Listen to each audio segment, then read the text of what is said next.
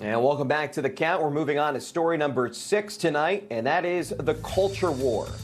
It's been a rough couple of weeks for the woke mafia attempting to take over our society. The world's largest asset manager and the world's largest entertainment company, they're both taking major blows over their woke agendas.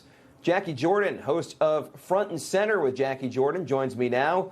Good to see you. Florida, though, is leading the charge against these woke companies. Earlier this week, Florida's chief financial officer, Jimmy Patronis, announced the state is divesting $2 billion of funds held by BlackRock, and BlackRock holds $10 trillion in assets. So $2 billion is really only a drop in the bucket for them. But does that send a message to these massive funds that if you're going to be pulling this political stuff, we're not going to be investing with you? Oh, Logan, this is really great news for all of us who've been, really fighting over the last couple of years. As a media expert, what I can say, I'm a real big advocate for freedom of speech, and this is why not having censorship is so important, because we get to see where the money goes, where the money flows, and who's controlling a lot of these moves. And a lot of these moves have been happening through cancel culture over the past couple of years, and that's what we've been seeing. BlackRock is a huge player, and I'm really grateful to see them being called out, as is Disney, and Disney's been doing it through their entertainment and the programming. And let's stick with Florida for a moment. Disney's working to get back in Ron DeSantis' good graces. They're hoping to win back their special self-governing status in the state of Florida. Now, the House of Mouse gave CEO Bob Chapek the boot, and Chapek picked the fight with DeSantis over the quote-unquote don't say gay bill. That's, of course, what Democrats call it. But former CEO Bob Iger was brought back to correct course. And here are some of Iger's remarks on their quote-unquote war with Florida.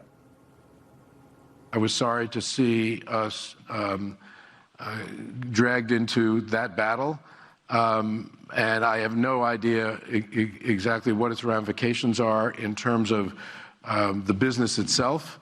What I can say is the state of Florida has been important to us for a long time, and we have been very important to the state of Florida.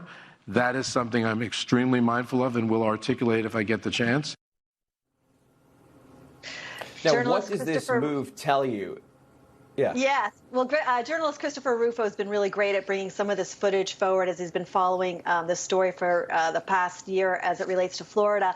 Bob Chapek, we kind of expected that at some point go woke or go broke would be pulled out. We kind of figured that Bob Iger would come back. It's really a good sign that Bob Iger is coming back. However, he still has very, very deep ties, as many of these CEOs do, to China. We're seeing that right now with Apple. So as happy as this is as a win, I look at Bob Iger very cautiously. Of course, he wants to stay in very good relations with the state of Florida, and who could blame him? They've had such amnesty here since the 50s in the state of Florida. And, but Ron DeSantis' spokesperson tweeted out yesterday that they're still going to stay strong with the position. So based on the research that I did this morning, it looks that there may be somewhat of a truce in terms of what they're going to take back from the redistricting from Disney World. However, it's still, I think Florida's going to hold strong with it. I think that it's definitely a position where we get to see that if we, as truthers, as conservatives, stand our ground, we can still make a difference. And I think this is the situation here.